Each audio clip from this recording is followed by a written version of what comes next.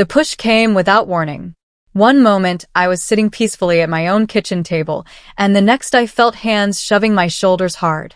I stumbled forward, my knees hitting the wooden floor with a painful thud. The room went completely silent. Everyone at the table just stared. Nobody moved to help me. I am Rosalind Huang, 66 years old. And right there on my kitchen floor, everything I thought I knew about my family disappeared forever.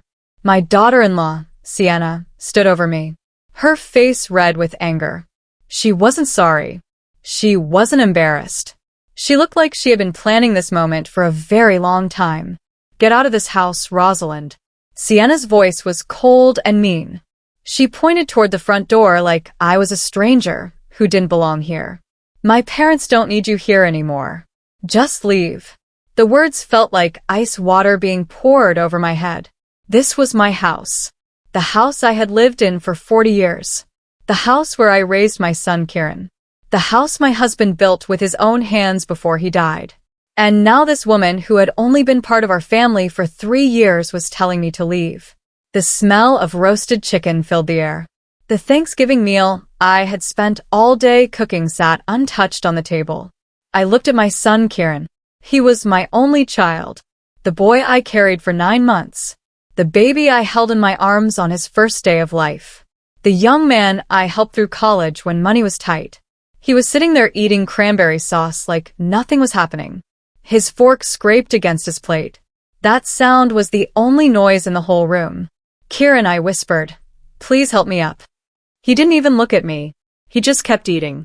His wife, Sienna, smiled a horrible fake smile at the other guests. Everyone pretended they didn't see me on the floor. I felt my heart breaking into tiny pieces. Not from the pain in my knees, not from the embarrassment of falling, but from seeing my own son turn away from me when I needed him most. 40 years I had lived in this house. 40 years of memories in every corner. The kitchen where I taught Kieran how to bake cookies. The living room where we put up the Christmas tree every year. The backyard where he learned to ride his bicycle. All of it felt like it was being stolen from me right in front of my eyes. My late husband, Vincent, would have been so ashamed of Kieran right now. Vincent died when Kieran was only 15 years old. A heart attack took him away too soon. I remember holding Kieran that night as he cried. I promised him we would be okay. I promised we would stay strong together. I worked 2 jobs to keep this house. I cleaned offices at night and worked at a grocery store during the day. I did it all so Kieran could stay in his home and finish school. I never complained. I never asked for help. I just did what mothers do. They take care of their children no matter what. But looking at Kieran now, I realized something terrible. He had forgotten everything I did for him. Something clicked in my brain at that moment. A switch turned on inside me. My grandmother used to tell me stories about her life during hard times. She taught me that when people show you who they really are, you must believe them. Sienna had shown me exactly who she was. Kieran had shown me too. They wanted me gone. They wanted my house. They wanted everything I had worked for my whole life. But they made one big mistake. They thought I would just give up and walk away quietly. They thought I was too old and too weak to fight back. They were very, very wrong. I stopped trying to get up. I stayed on the floor for a moment longer, looking around at everyone. Sienna's parents were there. Kieran's boss from work was there. Some neighbors we had known for 20 years were there. All of them saw what happened. All of them would remember this day. I slowly pushed myself up off the floor. My knees hurt, but I ignored the pain. I straightened my dress and fixed my hair. Then I looked directly at Kieran. My voice came out steady and calm. Even though my heart was racing, "Okay," I said. Just that one word. But it wasn't agreement. It was acceptance. I accepted that my son was not the person I thought he was. I accepted that this family was broken. I accepted that I needed to protect myself. I turned and walked toward my bedroom. Every step felt heavy. Behind me, I heard Sienna start talking loudly to the guests, trying to make everything seem normal again. She laughed too hard at her own jokes. Nobody else was laughing.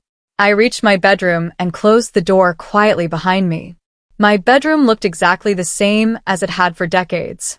The blue curtains Vincent and I picked out together. The old wooden dresser that belonged to my mother.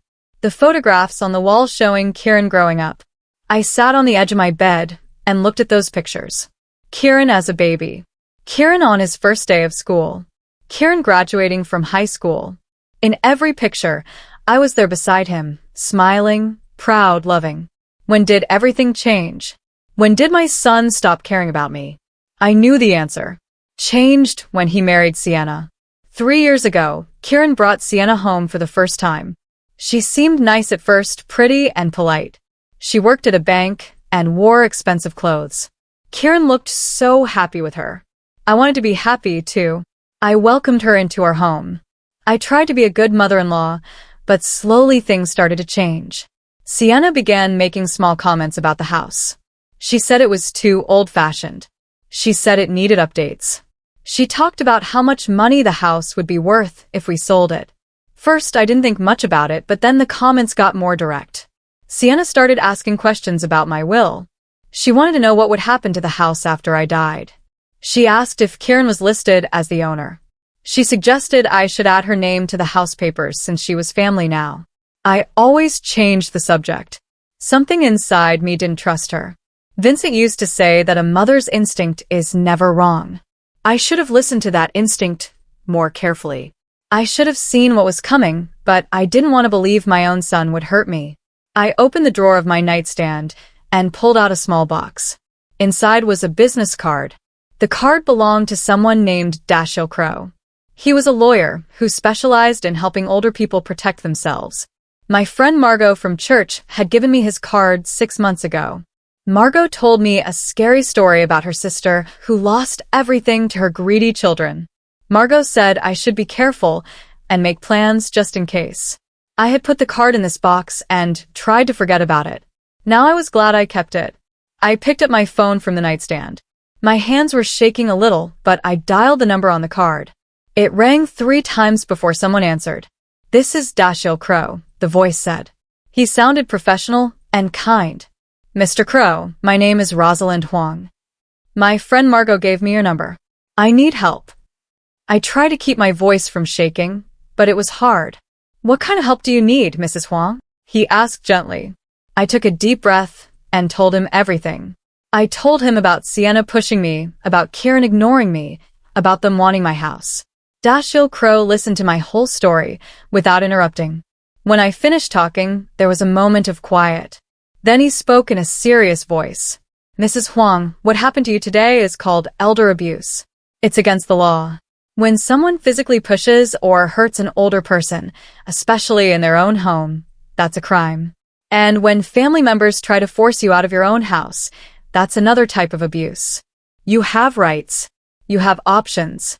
His words made me feel stronger. Someone finally believed me. Someone finally cared. "Can you help me today?" I asked. "It's Thanksgiving. I know you're probably with your family." DiL didn't hesitate. "Mrs. Huang, if someone is in danger, I help them immediately. Holidays don't matter. Your safety matters. I'm going to ask you some questions, and I need you to be very honest with me. Is the house in your name only?" "Yes," I answered. "My husband Vincent left it to me when he died. My name is the only name on all the papers. That's very important. Do you have a will?" "Yes," I said. "Kieran gets the house when I die, but I haven't signed anything giving it to him now." "Excellent. Did anyone else see what happened today?" There were about 15 people in my house. They all saw Sienna push me down. They all saw Kieran ignore me. DiL made a sound like he was writing notes. "This is very good evidence, Mrs. Huang. Here's what we're going to do. First, I need you to take pictures of any bruises or marks from the fall. Use your phone. Second, write down the names of everyone who was in that room today. Third, I want you to leave the house right now and go somewhere safe. Do you have a friend or family member you can stay with?" "I can go to my friend Margot's house. She lives 10 minutes away." "Perfect. Go there now. Pack a small bag with clothes and important papers. Do you have your identification, bank information, and house papers somewhere safe?" "I keep everything in a fireproof box in my closet." Take that entire box with you. Don't tell anyone where you're going. Just leave quietly. Once you're safe at Margot's house, call me back at this number. We're going to file emergency protection papers tonight. Even though it's Thanksgiving, I have connections with a judge who will review urgent cases. By tomorrow morning, there will be legal orders protecting you and your house. What kind of protection? I asked. I didn't understand how papers could protect me. DiL explained in simple words. We're going to get what's called a restraining order. It's a court order that says Kieran and Sienna cannot come near you. They cannot call you. They cannot threaten you. If they break this order, the police will arrest them. We're also going to file papers that freeze your house. This means Kieran and Sienna cannot sell it, cannot change the locks, and cannot force you out. The house stays yours, protected by law until we sort everything out in court. I felt tears starting to form in my eyes, but they were different tears. Not sad tears, relieved tears. Someone was finally helping me. Thank you, I whispered. I'll go pack right now. Mrs. Huang, DiL said firmly. You did the right thing by calling me. Too many older people suffer in silence because they're embarrassed or scared. You're being brave. We're going to fix this. I'm going to protect you and your rights. That's my promise to you. I hung up the phone and stood up from my bed. My knees still hurt from hitting the floor, but I ignored the pain. I had work to do. I pulled my suitcase from the top shelf of my closet. I packed quickly, but carefully. 3 days of clothes, my medications, my toothbrush and glasses, my important photo albums. I opened my closet safe and took out the fireproof box. Inside were my birth certificate, Vincent's death certificate, the house deed, my will, my bank statements, and other important papers. Everything I needed to prove this house was mine. I zipped the suitcase closed and looked around my bedroom one more time. Would I ever sleep here again? I didn't know, but I knew I had to leave right now. I opened my bedroom door, very quietly. I could hear voices from the dining room. Sienna was talking loudly about her new car. Kieran was laughing at something. They sounded happy. They sounded like they had already forgotten about me. That would make it easier to leave without them noticing. I walked down the hallway toward the back door. My suitcase had wheels, so it didn't make much noise. I passed by family pictures hanging on the wall. Pictures of happier times. Times when Kieran still loved me. Or maybe he never really loved me. Maybe I just didn't want to see the truth. I reached the back door and turned the handle slowly. The cool November air hit my face. It was getting dark outside. The sun was setting behind the trees. I stepped out onto my back porch and closed the door quietly behind me. I walked to my car in the driveway. My old, reliable car that Vincent had bought for me 10 years ago. I put my suitcase in the trunk and got into the driver's seat. My hands were steadier now. I had a plan. I had help. I had hope. I started the engine and backed out of the driveway. I looked at my house in the rear-view mirror. The lights were on inside. Through the dining room window, I could see people moving around. My house looked warm and welcoming from the outside, but inside it had become a place of cruelty and betrayal. I turned away and drove down the street toward Margot's house. The neighborhood looked beautiful in the evening light. Fall leaves covered the ground in shades of red and gold. I had lived in this neighborhood for 40 years. I knew every street and every neighbor. But tonight, I was leaving it all behind. Not forever, I told myself. Just until things were safe again. As I drove, my mind kept going back to Kieran. How did I not see this coming? I thought about the past 3 years since he married Sienna. There were signs, small things I had ignored. Kieran stopped visiting as much. He used to come over every Sunday for dinner. Then it became every other week, then once a month, then almost never. When I called him, he always sounded busy and distracted. He would say he had to go after just a few minutes. Sienna always had an excuse. They were working late. They had plans with her family. They were tired. I remembered a conversation we had about 6 months ago. I had invited them over for Kieran's birthday. I made his favorite meal, just like I did every year, since he was a little boy. But when they arrived, Sienna looked annoyed. She said they couldn't stay long because they had dinner reservations at a fancy restaurant. I felt hurt, but I didn't say anything. I just served the food quickly. While we ate, Sienna kept checking her watch. She barely touched the food I had spent hours preparing. When they left after only 30 minutes, Sienna didn't even say thank you. Kieran kissed my cheek and said sorry, but his eyes looked empty. That was when I should have known something was very wrong. But I told myself it was just a busy time for them.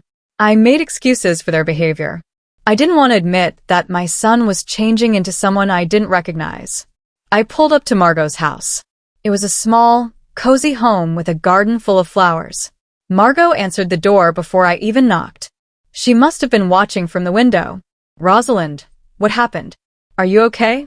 She looked worried and pulled me inside quickly. I told her everything while she made me a cup of hot tea. Margot listened with her hand over her mouth, shaking her head. "I can't believe Kieran would do this to you after everything you did for that boy. You raised him alone after Vincent died. You sacrificed everything." "I know," I said quietly, "but people change. Or maybe I just never really knew who he was." Margot reached across the table and squeezed my hand. "You can stay here as long as you need. You're safe now. I won't let anyone hurt you." Her kindness made me want to cry, but I held it together. I still had things to do. I pulled out my phone and called DiL Crow back. "Mr. Crow, I'm at my friend's house now. I'm safe." "Excellent. Mrs. Huang, did you bring your important documents?" "Yes, everything is here." "Good. Now I need you to send me pictures of any injuries you have." I lifted up my dress a little and looked at my knees. They were bruised and purple. I took pictures with my phone and sent them to DiL. I also took a picture of a small cut on my hand from where I caught myself when I fell. "These pictures are perfect evidence," DiL said. "Now tell me the names of everyone who was at your house today." I listed all 15 people I could remember.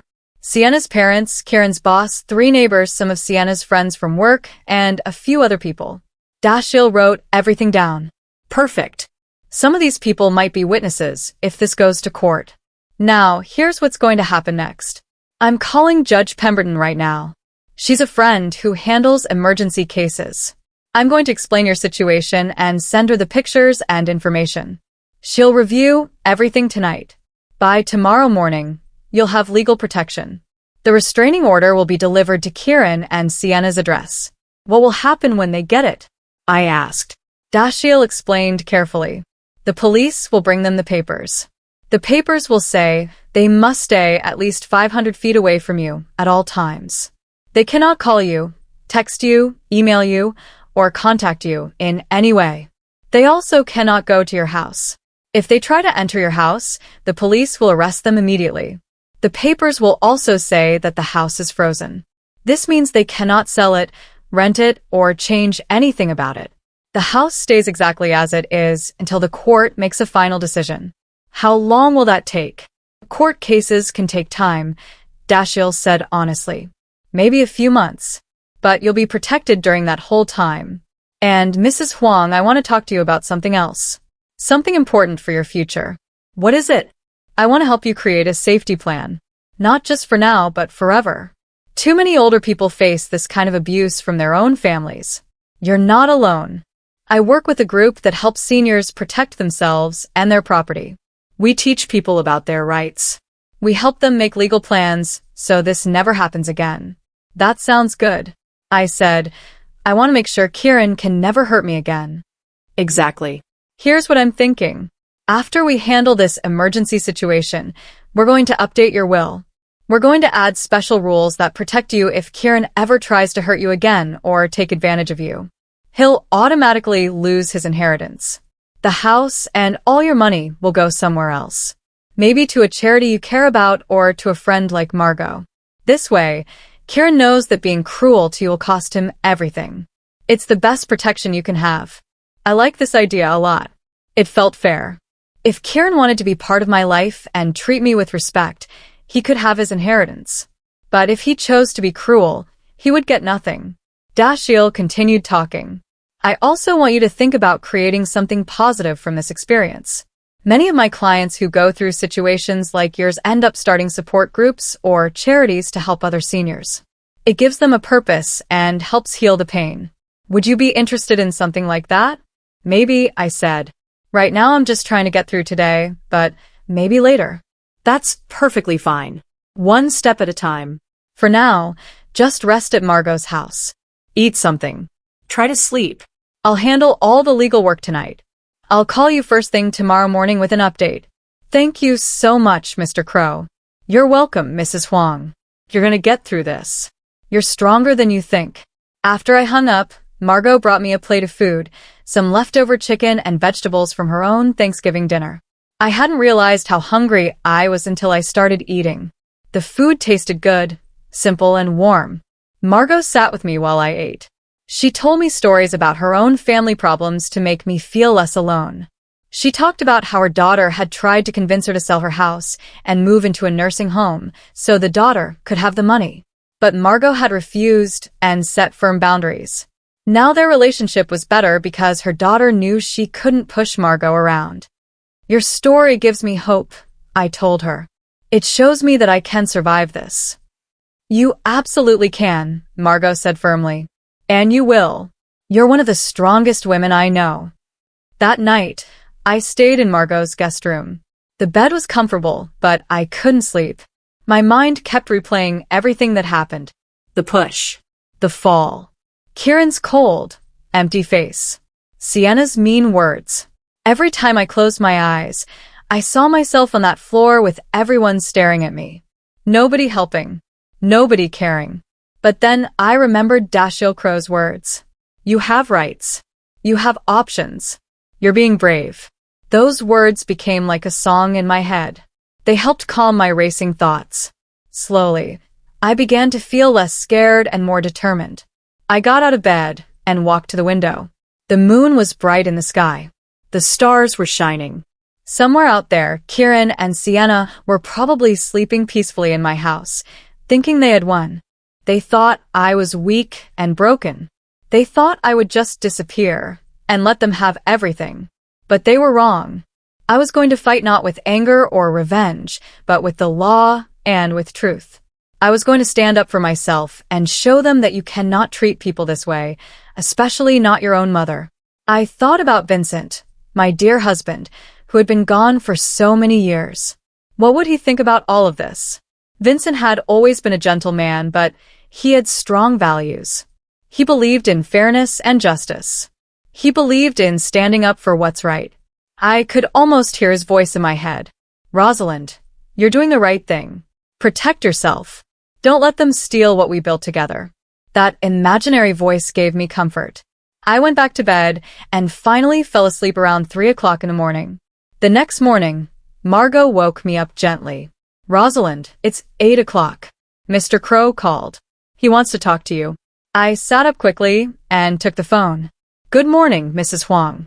I have excellent news. Judge Pemberton approved everything. The restraining order and the property freeze are now official. The police are delivering the papers to Kieran and Sienna right now as we speak. I felt my heart beating fast. What does this mean? It means they're about to get a very big shock. They're going to learn that they cannot push you around anymore. The law is protecting you now. DiL sounded satisfied. He told me that the restraining order would last for at least 30 days, and then we would go to court to make it longer if needed. The property freeze would stay in place until the whole case was finished. Kieran and Sienna could not touch my house or my money. They were completely blocked. And there's something else, DiL said. I did some research last night. What Sienna did to you, the physical push and the verbal abuse, could be criminal charges. If you want, we can report this to the police and they might arrest her. I thought about this carefully. Did I want Sienna to be arrested? Part of me was angry enough to say yes. But another part of me just wanted peace and safety. I don't know if I want her arrested, I said slowly. I just want them to leave me alone. That's completely your choice, DiL said. We can always file criminal charges later if they cause more problems.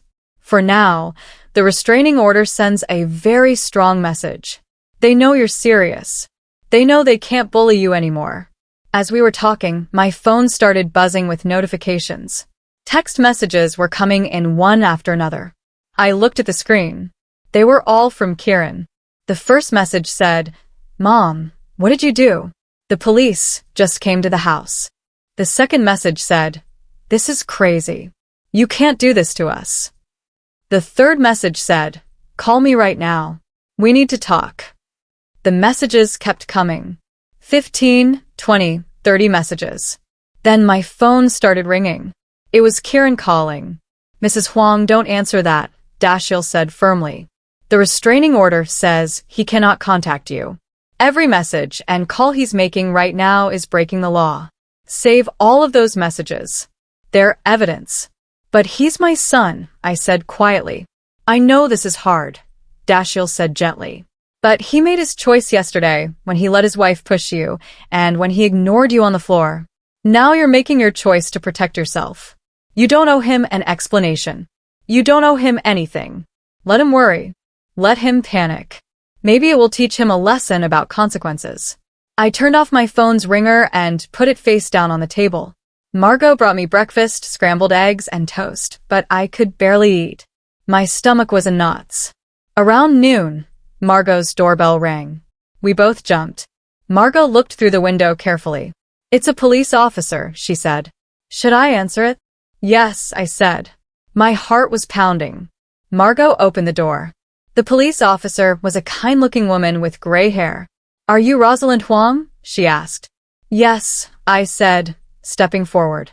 "I'm Officer Reyes. I'm here to check on you and make sure you're safe. Your lawyer, Mr. Crow, asked me to stop by. Is everything okay here?" "Yes, I'm fine. I'm staying with my friend, but I want you to know that we delivered the restraining order to your son and daughter-in-law this morning. We explained all the rules to them very clearly. They understand that they cannot contact you or go to your house. If they break these rules, you call 911 immediately, and we will arrest them. Do you understand?" "Yes, I understand. Thank you, Officer Reyes." "You're very welcome, Mrs. Huang. And I want to say what happened to you was wrong. You did the right thing by getting help. Too many people suffer in silence. You're brave for standing up for yourself." After the officer left, I felt a strange mix of emotions. Relief that I was protected. Sadness that it had come to this. Anger at Kieran for making this necessary. Margot sat beside me on the couch and put her arm around my shoulders. "It's okay to feel confused right now," she said softly. "Your whole world just turned upside down. Give yourself time to process everything." Over the next few days, I stayed at Margot's house and tried to figure out what to do next. DiL Crow called me every day to give updates. The restraining order was working. Kieran and Sienna had stopped trying to contact me after the police warning, but DiL told me something interesting. Kieran's workplace found out about the restraining order.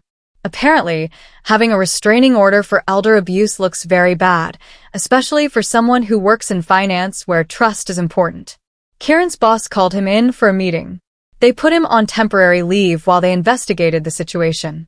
This wasn't part of my plan, but it was a natural consequence of his actions. DiL also told me that the Castellanos had called his office. They wanted to apologize on behalf of their daughter. They said they were horrified by what Sienna had done. They offered to pay for any medical bills or damages. I thought about this offer. It was nice that they felt sorry, but an apology doesn't erase what happened. It doesn't fix the broken trust.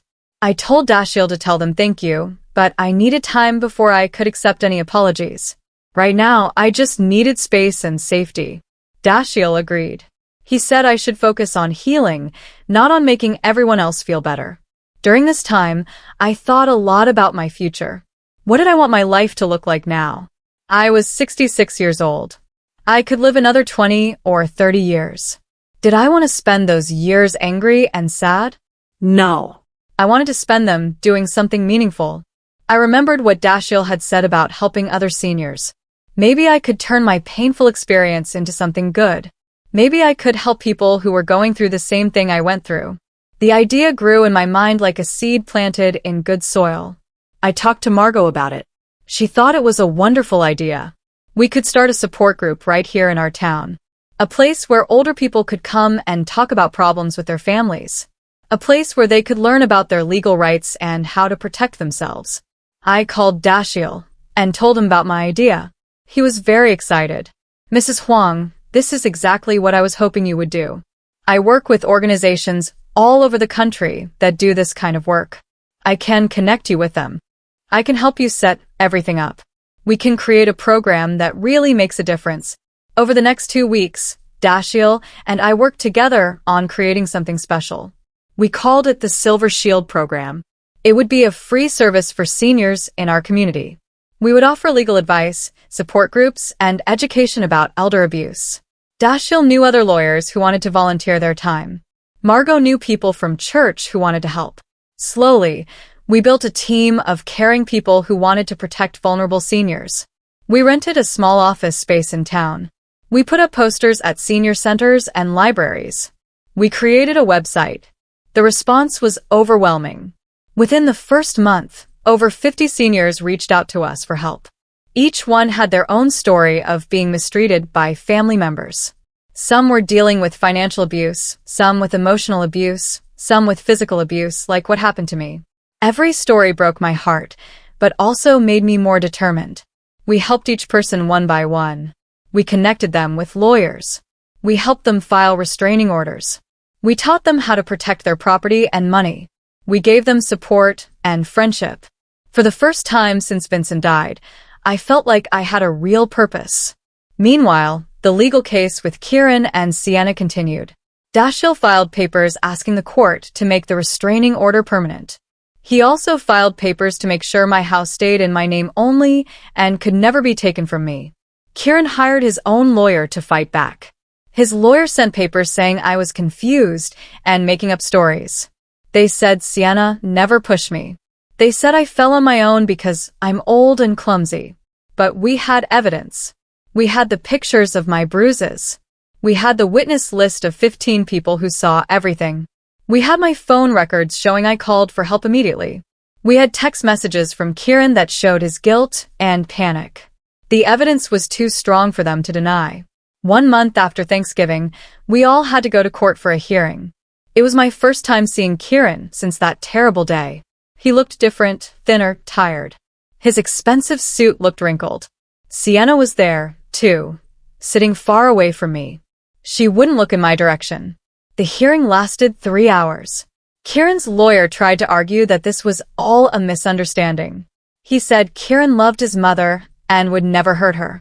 He said the restraining order should be dropped so the family could reconcile. But then DiL presented our evidence. He showed the pictures of my bruises. He read the statements from witnesses who saw Sienna push me. He showed the text messages where Kieran begged me to drop the case. The judge listened to everything carefully. She was an older woman with kind eyes but a firm voice. When both lawyers were finished, she made her decision. After reviewing all the evidence, it's clear to me that Mrs. Rosalind Huang was the victim of elder abuse.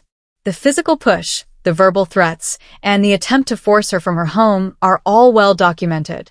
Therefore, I am making the restraining order permanent. Kieran Valdez and Sienna Valdez must stay at least 500 feet away from Mrs. Huang at all times. They are prohibited from contacting her in any way. Furthermore, the property freeze on Mrs. Huang's house will remain in effect. The house belongs solely to Mrs. Huang, and that will not change. She banged her gavel on the desk. Court dismissed. I felt like I could finally breathe again. The judge's words made everything official. I was safe. My house was safe. Nobody could take it from me anymore. As I left the courtroom, Kieran tried to approach me. "Mom, please," he said. His voice was desperate. "We need to talk." Officer Reyes, who was there for security, stepped between us. "Sir, you have a restraining order. You cannot speak to her. Please step back." Kieran looked at me with tears in his eyes. But I couldn't feel sorry for him anymore. He had made his choices. He had chosen Sienna over me. He had chosen greed over love. He had chosen to hurt me when I was vulnerable. Those were his decisions. And now he had to live with the consequences. I walked out of the courthouse with DiL and Margot by my side. The sunlight felt warm on my face. I felt stronger than I had in months. Over the following months, my new life took shape. The Silver Shield program grew bigger and helped more people every week. We saved 3 seniors from losing their homes. We helped 2 others escape abusive living situations with their adult children. We taught hundreds of people about their rights and how to protect themselves. Local newspapers wrote articles about our work. I did interviews telling my story to help others recognize the warning signs of elder abuse. It was scary to be so public, but it felt important. If my story could help even one person, it was worth it. One day, about 6 months after everything happened, I received a letter in the mail. It was from the Castellanos. They wrote a long, heartfelt apology. They said they had no idea their daughter was capable of such cruelty. They said they had raised her better than that. They explained that they had forced Sienna to move out of their house because they were so ashamed of her behavior. They couldn't support what she had done to me. The letter was kind and sincere. I wrote back to them and said I accepted their apology. I told them I didn't blame them for Sienna's choices. Every person is responsible for their own actions. A few weeks after that, I got another letter. This one was from Kieran. My hand shook as I opened it. The letter was 5 pages long. Kieran poured his heart out on those pages. He said he was sorry. He said he had been blind and stupid. He said Sienna had manipulated him and convinced him that I was trying to control his life. He said he realized too late that she only wanted money and didn't care about family. He told me that Sienna had left him after he lost his job. She had moved to another state with someone else. She had never loved him. She had only been using him to get to my house and money. Kieran said he understood if I could never forgive him. He said he didn't deserve forgiveness, but he wanted me to know that he was sorry and that he thought about me every day. He said losing me was worse than losing his job, his wife, and his house. He said I was the only real family he ever had, and he had thrown it all away. I read that letter 3 times. Each time I cried, not because I felt sorry for Kieran, but because I mourned the relationship we used to have, the mother and son we used to be. That relationship was dead. It had died on Thanksgiving Day, when he chose to look away while I was hurt. I couldn't bring it back to life, no matter how much he apologized. I showed the letter to DiL. He read it carefully and then looked at me. "What do you want to do, Mrs. Huang? Do you want to respond?" I thought about it for a long time. Finally, I made my decision. I want to send him a short letter. Just a few sentences. I want to tell him that I got his apology and I appreciate it. But I also want to tell him that trust, once broken this badly, cannot be repaired. I want him to know that I forgive him so I can have peace, but that doesn't mean we can have a relationship again. DiL nodded. That sounds very wise and very fair. I wrote the letter that night. It was simple and clear. Dear Kieran, I received your letter and I read every word. I can see that you are sorry for what happened. I want you to know that I forgive you. I forgive you because holding on to anger would only hurt me, not you. But forgiveness doesn't mean forgetting. It doesn't mean things can go back to the way they were. You made a choice on Thanksgiving Day. You chose to stand by while someone hurt me. You chose money and your wife over your mother. Those choices have consequences that last forever. Our relationship as mother and son ended that day. I am building a new life now. A life where I help other people who have been hurt by their families. A life where I am strong and independent. A life where I am safe. I wish you well, Kieran. I hope you learn from your mistakes and become a better person, but you will not be part of my life anymore. That is my final decision. Take care of yourself, Rosalind. I mailed the letter the next day. After that, I never heard from Kieran again. It was the closure I needed. The final ending to that chapter of my life. Years passed. The Silver Shield program became one of the most successful elder protection organizations in our state. We expanded to 3 different cities. We helped over 500 seniors in the first 5 years. We trained volunteers, educated communities, and changed laws to make it harder for people to abuse their elderly family members. I became known as a voice for seniors who had no voice. I spoke at conferences. I talked to lawmakers. I appeared on television programs to raise awareness about elder abuse. It was work I never imagined doing, but it gave my life deep meaning and purpose. Margot remained my best friend and biggest supporter. She helped run the Silver Shield program and became like a sister to me. We traveled together, laughed together, and supported each other through everything. I eventually moved back into my house on the hill, but it felt different now. It wasn't a prison of memories anymore. It was just a house, a building. I redecorated every room to make it feel fresh and new. I turned Kieran's old bedroom into an office for the Silver Shield program. I held support group meetings in my living room. I transformed the place where I had been hurt into a place where I could help others heal. On the 5-year anniversary of that terrible Thanksgiving, I held a special event at my house. I invited everyone who had been part of the Silver Shield program. Everyone we had helped, every volunteer, every supporter. Over 200 people came to celebrate. We had food and music and speeches. People shared their stories of survival and strength. As I looked around at all those faces, people who had overcome abuse and reclaimed their lives, I felt overwhelming pride. This was my legacy. Not a broken family, not bitterness and anger, but a community of survivors who refused to be victims. At the end of the evening, a woman named Constance came up to me. She was 80 years old and had come to our program 2 years earlier after her daughter had stolen her life savings. We had helped her get the money back and repair her life. Mrs. Huang, Constance said, taking my hands in hers. I want to thank you. When I first came to Silver Shield, I was broken. I thought my life was over, but you showed me that it's never too late to stand up for yourself. I hugged Constance tightly. You saved your own life, Constance. I just showed you the tools. You did the hard work. That's the truth about healing. Nobody can do it for you. You have to choose to be strong. You have to choose to fight for yourself. As the party wound down and people started leaving, I stood on my front porch and looked out at the neighborhood. The same neighborhood I had lived in for 40 years. The same trees and streets and houses. Everything looked the same on the outside, but everything was different on the inside. I was different. I was no longer the woman who was pushed to the floor and ignored.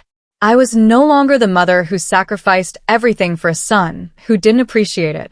I was Rosalind Huang, founder of the Silver Shield program, protector of seniors, voice for the voiceless. I had taken the worst day of my life and turned it into fuel for something beautiful. The pain hadn't disappeared, but it had transformed into power. The betrayal hadn't been erased, but it had been repurposed into purpose. I thought about Kieran sometimes. I wondered where he was and what he was doing. I hoped he had learned his lessons and become a better person. But I didn't need to know. He was part of my past, not my future.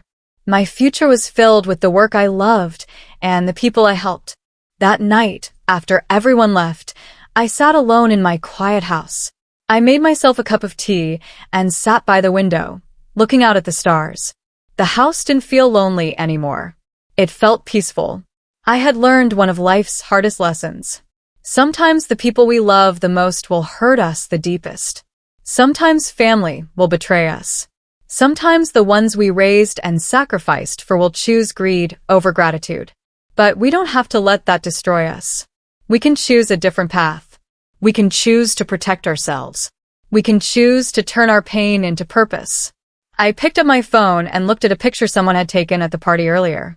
It showed me surrounded by Constance and Margot and dozens of other smiling faces.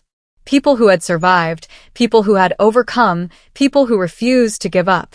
This was my real family now. Not connected by blood, but connected by shared experience and mutual support. This was what mattered. I set down my phone and closed my eyes. For the first time in 5 years, I felt completely at peace. The journey from that Thanksgiving floor to this moment had been long and painful, but it had also been necessary.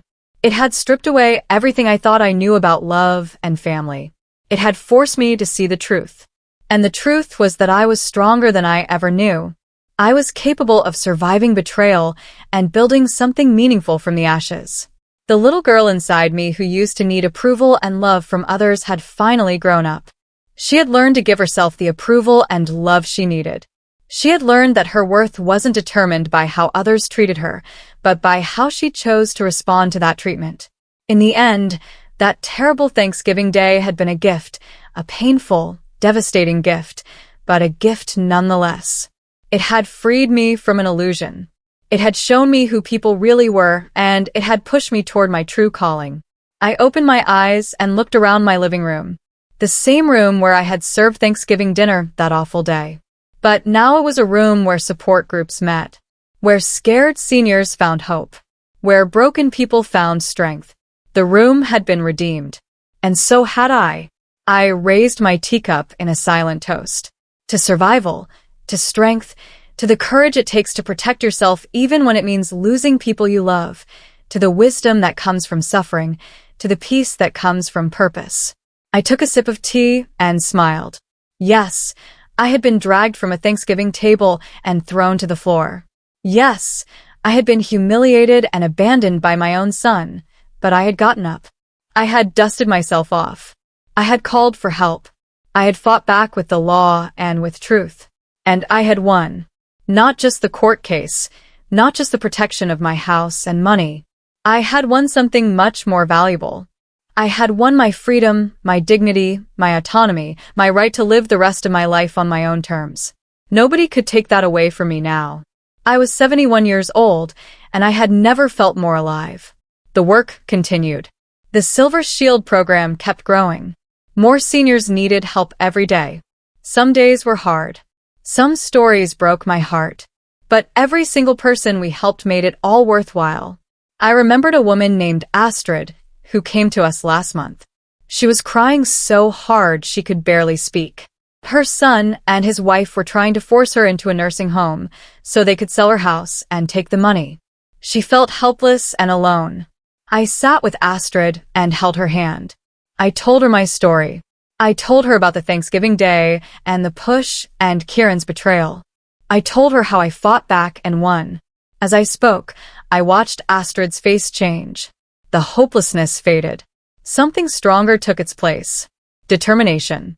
By the end of our meeting, Astrid was sitting up straight. She was ready to fight. We connected her with a lawyer. We helped her file protective orders. We supported her through the whole process. 3 weeks later, Astrid called me with exciting news. The court had ruled in her favor. Her son and daughter-in-law had backed down. Her house was protected. She was safe. "Thank you," Astrid said through happy tears. "You saved my life." "I didn't save you, Astrid," I told her gently. "You saved yourself. I just showed you the way." That was the truth. Each person had to make the choice to fight for themselves. I couldn't do it for them. Nobody could, but I could walk beside them. I could share my experience. I could offer hope, and that was enough. The seasons changed. Fall turned to winter, then spring, then summer. Years continued to pass. I stayed active and healthy. I kept working with the Silver Shield program. I traveled and spoke and educated. I lived a full, rich life, surrounded by purpose and friendship. Sometimes people asked me if I had any regrets. Did I regret taking such harsh legal action against Kieran? Did I regret cutting him out of my life completely? Did I regret never reconciling with him?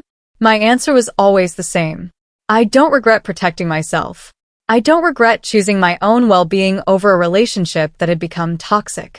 I don't regret standing up for my rights. Would I have preferred that Kieran never betray me in the first place? Of course. Would I have preferred to have a loving son who respected me and cared for me? Absolutely. But that wasn't the reality I was given. I was given a son who chose greed over love. So I made the best choice I could with the situation I had. And that choice was to save myself. On my 75th birthday, the Silver Shield program threw me a surprise party. They rented a beautiful hall and invited everyone I had worked with over the years. Hundreds of people came. There were speeches and awards and a video showing all the work we had done. One man stood up to speak. His name was Leopold, named after my late husband, though they had never met. Leopold was 78 years old.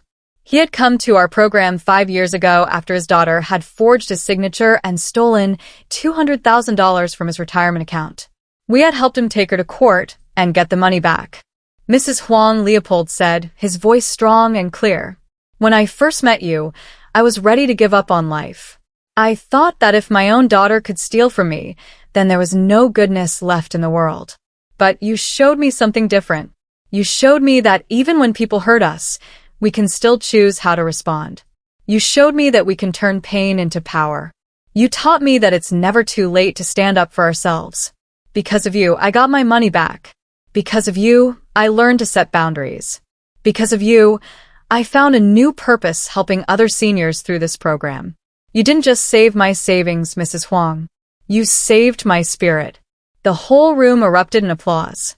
I stood there with tears running down my face.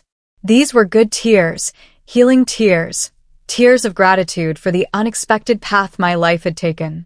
After the party, I drove home slowly through the city streets. I thought about the journey I had been on. From that terrible Thanksgiving Day to this beautiful birthday celebration had been 10 years. 10 years of growth and healing and purpose. 10 years of helping others and learning about strength. 10 years of proving that you can survive betrayal and come out better on the other side. When I got home, I found a letter in my mailbox. The handwriting looked familiar, but I couldn't place it at first. I opened it carefully. It was from Kieran. I hadn't heard from him in over 8 years. Not since I sent him that final letter. My first instinct was to throw it away without reading it. But curiosity won. I sat down on my couch and began to read. Mom, the letter started. I know I have no right to contact you after all these years. I know you asked me not to, but I'm dying and I needed to write to you one last time. My hands started shaking. Kieran continued. I have cancer. Stage 4. The doctors say I have maybe 3 months left. I'm not writing to ask for sympathy or forgiveness. I don't deserve either. I'm writing because I want you to know something important. Everything I lost that day, my job, my marriage, my relationship with you, it was the best thing that ever happened to me. I know that sounds crazy, but it's true. Losing everything forced me to look at myself honestly. I had to face what kind of person I had become. Selfish, greedy, ungrateful. I didn't like what I saw. So I changed. It took years. I went to therapy. I volunteered at homeless shelters. I worked regular jobs and lived simply. I learned to appreciate small things. I learned what really matters in life. And through all of that growth, I thought about you constantly. I thought about how strong you were to stand up for yourself. I thought about how brave you were to cut me off, even though it must have hurt. I thought about all the sacrifices you made for me when I was growing up. Sacrifices I never appreciated until it was too late. I want you to know that I became a better person because you refused to enable my bad behavior. By holding me accountable, you forced me to grow up. You gave me the greatest gift a mother can give, the truth. Even when it hurt, I read about the Silver Shield program. I followed your work from a distance. I'm so proud of you, Mom. You took the worst thing I ever did to you and turned it into something that helps hundreds of people. That's incredible. That's who you always were. Someone who makes the world better. I just couldn't see it when I was blinded by greed. I don't expect you to respond to this letter. I don't expect you to visit me or forgive me. I know that bridge is burned forever. I just wanted you to know before I die that you were right about everything. You were right to protect yourself. You were right to set boundaries. You were right to build a new life without me. I'm sorry for all the pain I caused you. I'm sorry I wasn't the son you deserved, but I'm grateful that you were strong enough to survive my betrayal and thrive anyway. Be well, Mom. Live a long, happy life. Keep helping people. Keep being amazing. Your son, Kieran. I set the letter down with trembling hands. My emotions were complicated. Part of me felt sad that Kieran was dying. He was still my son, even if we had no relationship anymore. Part of me felt validated that he finally understood what he had done wrong. Part of me felt proud that he had grown and changed, but mostly I felt at peace. Kieran's apology and acknowledgement didn't change anything about my life or my choices. I had already forgiven him years ago, not for his sake, but for mine. I had already built a beautiful life without him. His letter was just confirmation that I had made the right decisions. I thought about whether I should respond. Should I write back? Should I visit him before he died? I spent several days considering it. I talked to Margot about it. I talked to DiL. I meditated on it. Finally, I made my decision. I would write one final letter. Not a long one, just a few words. I sat down and wrote, Kieran, I received your letter. I'm sorry you're sick. I can see that you've grown and learned from your mistakes. That's good. I want you to know that I forgave you a long time ago. Not because you deserved it, but because I deserved peace. I'm glad my decision to protect myself helped you become a better person. That was never my goal, but I'm happy it happened. I wish you peace in your final months. I hope you're not in pain. I hope you're surrounded by people who care about you. Our relationship ended 10 years ago on Thanksgiving Day. That ending was necessary and final, but I can still wish you well from a distance. Take care of yourself. Live in peace, Rosalind. I mailed the letter the next day. 3 months later, I received a call from a hospice worker. She told me that Kieran had passed away peacefully. She said he had kept my letter by his bedside until the end. She said in his final days, he talked about how grateful he was that his mother had been strong enough to teach him accountability. I thanked her for calling and hung up. I sat quietly for a long time, processing the news. My son was dead. The little boy I had raised was gone. But I had mourned that loss years ago. The Kieran who died was not the Kieran I had raised. He was a different person, someone who had learned and grown, but too late to repair what he had broken. I didn't cry. I had no more tears left for Kieran. Instead, I felt a gentle sense of closure. The final chapter was complete. The story was over. I could close the book now and put it on the shelf with all my other memories. That evening, I went to a Silver Shield program support group meeting. I told them about Kieran's death. I talked about forgiveness and closure and how complicated family relationships can be. The group listened and shared their own stories. We supported each other the way we always did. One woman asked me, "Do you regret not reconciling with him before he died?" I thought about it carefully before answering. "No," I said. Honestly, reconciliation would have been false. It would have been pretending that what he did was forgivable in the sense of going back to the way things were. But some betrayals are too deep to bridge. Some trust once broken can never be repaired. I forgave him, which means I released the anger and resentment. But I didn't reconcile, which means I didn't pretend we could have a relationship again. Those are two different things. People often confuse them. The woman nodded thoughtfully. That makes sense. Thank you for being honest. The years continued to pass. I kept working, kept helping, kept living. I traveled to places I had always wanted to see. I made new friends. I wrote a book about my experiences and the lessons I learned. The book became a bestseller and helped even more people understand elder abuse and how to protect themselves. I appeared on national television programs. I spoke at universities. I became a voice for seniors everywhere. When I was 80 years old, the governor of our state gave me an award for my work with the Silver Shield program. It was a beautiful ceremony with speeches and photographs. The award was a crystal sculpture that caught the light and created rainbows. I put it on the mantle in my living room, right next to a picture of Vincent. As I looked at that award, I thought about the journey that brought me here. From being pushed to the floor on Thanksgiving to standing on a stage receiving recognition for helping thousands of people. It was a journey I never wanted to take, but it was a journey that shaped me into who I was meant to be. The pain had purpose. The betrayal had meaning. The suffering had transformed into service. I wouldn't have chosen this path. But now that I had walked it, I wouldn't change it. Because this path led me to discover strengths I didn't know I had. It led me to help people I never would have met. It led me to create a legacy that would outlive me. By the time I was 85 years old, the Silver Shield program had helped over 2,000 seniors. We had offices in 12 cities. We had trained hundreds of volunteers. We had changed state laws to better protect elderly people. We had created a model that other states were copying. I was slowing down physically, but my mind was still sharp. I started training younger people to take over the leadership of the program. I wanted to make sure it would continue long after I was gone. I chose 3 remarkable people to form a leadership team. All 3 of them had been helped by the program years earlier and had dedicated their lives to helping others in return. On my 86th birthday, I officially retired from the day-to-day operations of Silver Shield. I gave a speech at the retirement party. I looked out at the crowd of hundreds of people whose lives had been touched by the program. I want to tell you all something important, I said. My voice was softer now with age, but still clear. Everything good that came from this program started with the worst day of my life. The day I was betrayed by my own son. The day I was pushed to the floor and humiliated. I could have let that day destroy me. I could have become bitter and angry.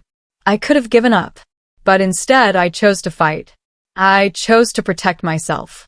I chose to turn my pain into purpose. And all of you, every single person in this room, you made the same choice. You chose to stand up for yourselves. You chose to protect your rights. You chose to build new lives after betrayal. That's what we do here. We don't just survive, we thrive. We don't just protect ourselves. We help others. We don't just heal our own wounds. We prevent others from being wounded. The room was completely silent except for a few quiet sniffles. I continued. I'm retiring from leadership, but I'm not retiring from mission. I'll still be here. I'll still volunteer. I'll still fight for seniors who need protection. Because this work is my life. It gave me purpose when I felt purposeless. It gave me family when my own family betrayed me. It gave me a reason to keep living when I wanted to give up. Thank you all for being part of this journey with me. The applause was thunderous. People stood up. Some were crying. Some were smiling. All of them were grateful. I spent my final years living quietly, but meaningfully. I volunteered at Silver Shield twice a week. I mentored new people who came to the program scared and broken. I share my story over and over, never getting tired of telling it because each time it helped someone else find courage. Margot passed away when I was 88. I held her hand as she took her last breath. Losing her was like losing a sister, but I was grateful for all the years we had together. She had been my rock, my support, my friend when I needed one most. At her funeral, I spoke about how true family isn't always about blood. It's about who stands by you when things are hard. It's about who believes in you when you don't believe in yourself. It's about who helps you build a new life when your old life falls apart. Margot had been all of that for me. I lived to be 92 years old. I stayed active and engaged until the very end. I never developed dementia or lost my mental sharpness. I remained independent in my own home, the same home where everything had fallen apart so many years ago. The home I had fought so hard to keep. In my final days, as I lay in my bed, surrounded by people from the Silver Shield program, I reflected on my life. I thought about all the twists and turns, all the pain and all the triumph, all the losses and all the gains. If I could go back and change that Thanksgiving day, would I? Would I want Kieran to be different? Would I want to avoid the push, the fall, the betrayal? I realized the answer was no. Because that terrible day set me on a path that gave my life its deepest meaning. Without that betrayal, I never would have discovered my strength. Without that pain, I never would have found my purpose. Without that loss, I never would have helped thousands of others avoid the same fate. My last conscious thought before I died was a simple one. I lived a good life. Not a perfect life, not an easy life, but a good life. A life that mattered. A life that helped others. A life that proved that you can survive anything if you refuse to give up. And with that peaceful thought, I closed my eyes for the last time.